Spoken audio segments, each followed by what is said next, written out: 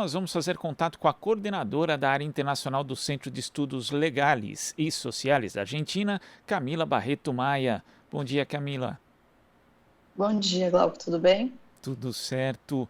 Camila, está tramitando no Congresso Nacional o projeto de lei 1595 de 2019, que é uma iniciativa que tem como objetivo reformar a lei antiterrorista de 2016. O projeto, que foi apresentado pelo deputado Major Vitor Hugo, do PSL, foi aprovado no dia 17 de setembro em comissão especial da Câmara dos Deputados. E é uma proposta que tem preocupado muitas entidades. Eu queria que você falasse a respeito, primeiro, das principais ameaças e dos problemas que esse projeto tem.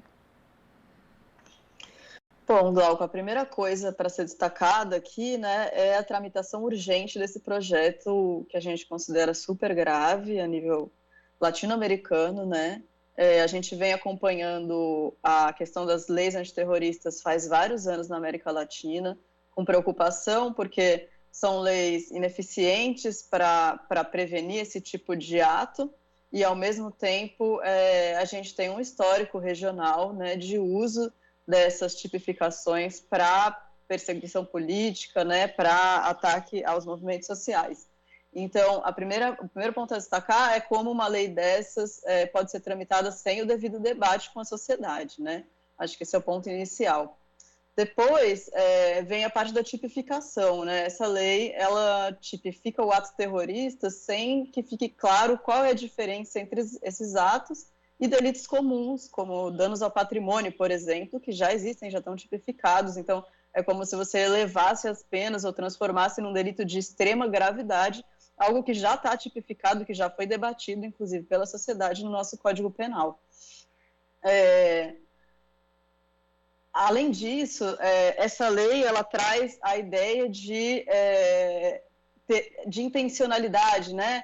Então, qualquer ação que aparente ter a intenção de intimidar ou coagir a população civil ou afetar a definição de políticas públicas poderia entrar dentro da definição de terrorismo. E isso se parece muito, né, a algumas ações de protesto, de reivindicação, de manifestação pública. Então, isso apresenta uma ameaça muito grave para o direito de liberdade de expressão.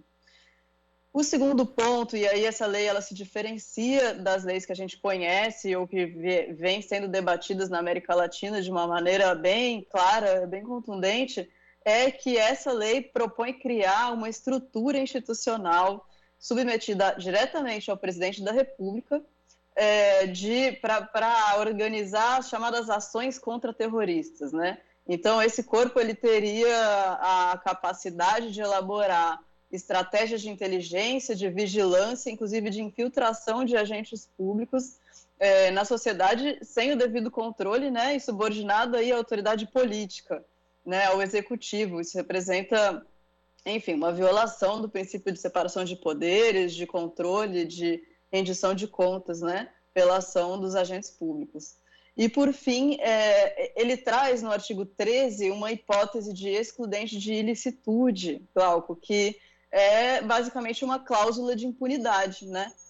Então, existe aí uma presunção de legalidade de todos os atos que esses agentes vierem a cometer. E isso tem um histórico na região, e particularmente no Brasil, de ser usado como quase uma licença para matar, né? É uma cláusula que costuma ser usada na área de segurança para, enfim, habilitar os usos mais violentos, mais desproporcionais da força na ação desses agentes.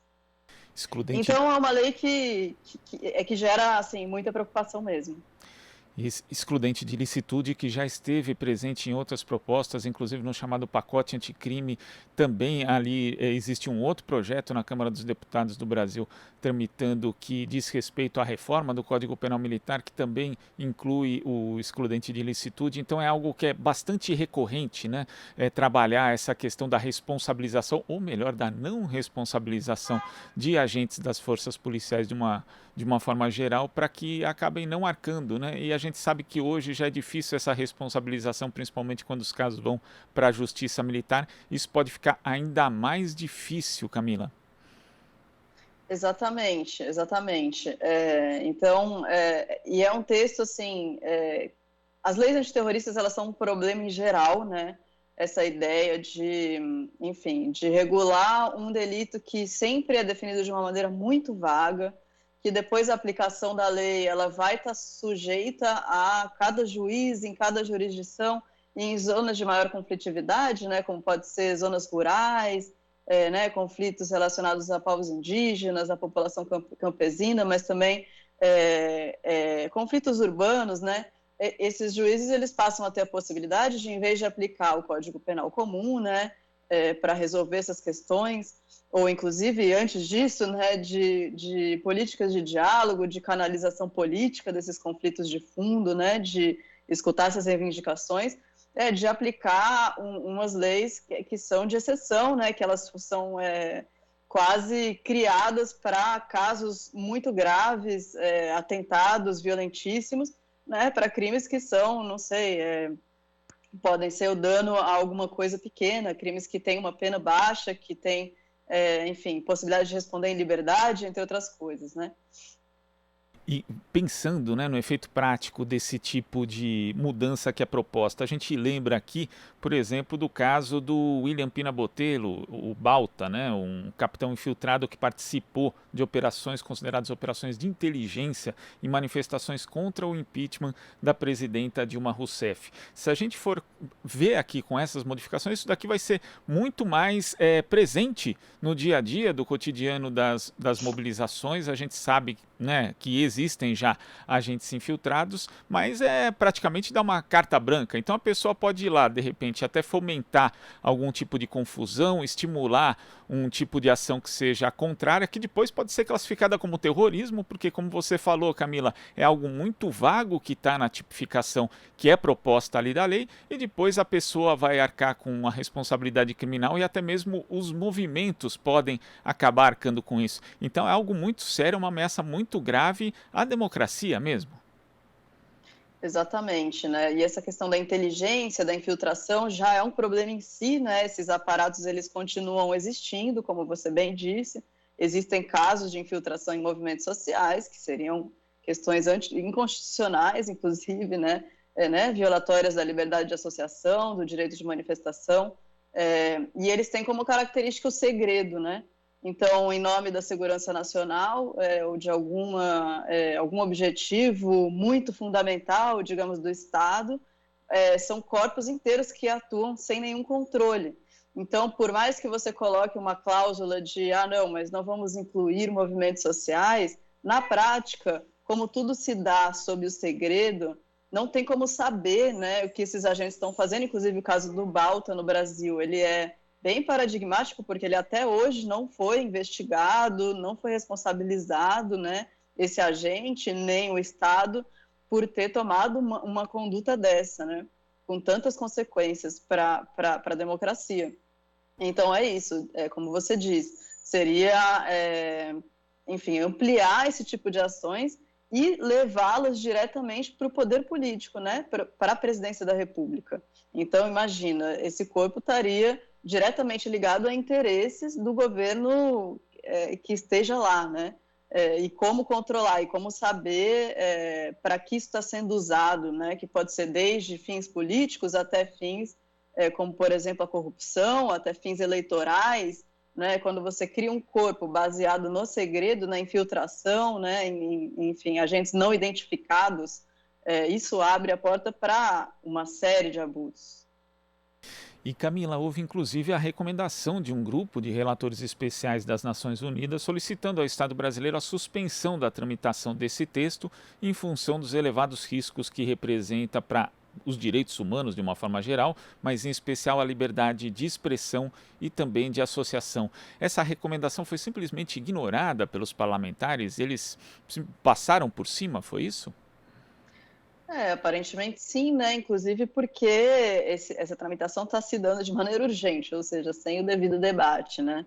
A gente espera que nas próximas instâncias de debate, de deliberação, isso possa ser incorporado e tido em conta. Então, a gente também reage como organização regional, né? E com um grupo de organizações da América Latina para também expressar nossa preocupação.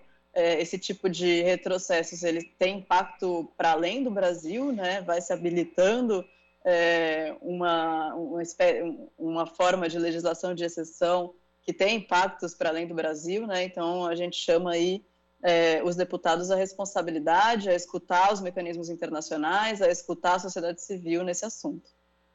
E também existe esse risco de ser uma carta branca também para os países vizinhos ao Brasil, para a América Latina. Lembrando que a gente tem um contexto aqui que tem 2 governos de países próximos, o Equador e o Chile, que recorreram recentemente a estados de exceção como justificativa para combater a violência. Quer dizer, isso pode acabar se espalhando também para outros países, Camila? Sim, né? Nossa região ela está muito interconectada, né? Então as tendências elas vão se instalando, né? Então aquilo que é considerado normal ou habitual vai se instalando num país, no outro país. Essas coisas elas não param na fronteira, né? Como você bem disse, existe já uma tendência de adotar estados de exceção quando há momentos de protesto intenso, né? Então, essas legislações, né, ou essas faculdades que você dá para os poderes executivos, para as forças de segurança, para as forças armadas, elas se mostram, né? Hoje pode parecer que não tem nenhum efeito, mas quando você tem um contexto de conflitividade maior, já seja local ou nacional, né, como momentos de protesto massivo, como foi no Brasil em 2013, essa estrutura ela está ali pronta para ser acionada, né? E isso é gravíssimo, é super perigoso. E Camila, tem havido algum tipo de interlocução com parlamentares, de uma forma geral, para atentarem a gravidade desse projeto se ele continuar tramitando na Câmara? Olha, a gente enviou uma carta, né, para o presidente da Câmara dos Deputados, mas também sabemos que a sociedade civil brasileira vem se manifestando há bastante tempo já sobre esse projeto. Acredito que se reuniram recentemente com o presidente da Câmara. Então, nós, como organização argentina, o que a gente espera é que a sociedade civil brasileira seja escutada, que os movimentos brasileiros sejam escutados, porque é realmente perigoso esse projeto que está em tramitação. Camila, eu queria agradecer a sua participação aqui no Jornal Brasil Atual e até a próxima. Obrigada, Glauco. Até a próxima. Conversamos com a coordenadora da área internacional do Centro de Estudos Legais e Sociais da Argentina, Camila Barreto Maia. Você está ouvindo Jornal Brasil Atual. As notícias que os outros não dão.